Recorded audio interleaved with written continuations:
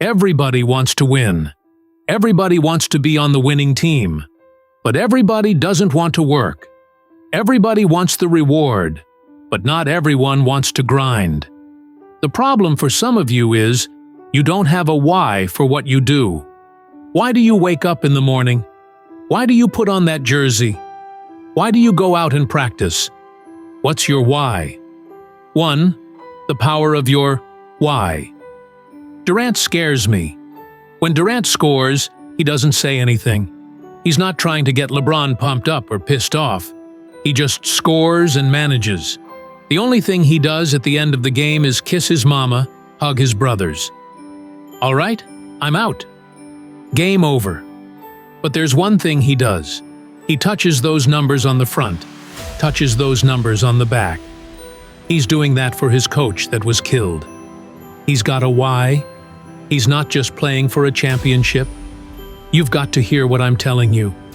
If you're going to be great, you have to have a why. All he keeps thinking about is, I'm going to get one for my coach. That's why he ain't all smiling. Because what he's trying to accomplish, he ain't got it yet. The personal why. One day I realized I had to do this for my wife. I found out she had MS, and the doctor said, stress causes MS. I told my girl, you will never work again. I found my gift, and I started thinking about what my mom needs, what my sisters need. A lot of you are just flat out selfish. How many of you need to move your mama out of that neighborhood? And the league is how you're going to get there. So when you play from now on, don't see basketball. I want you to see your mama getting out of the hood. Every time you get your handle straight, your mama is that closer to doing what? Leaving.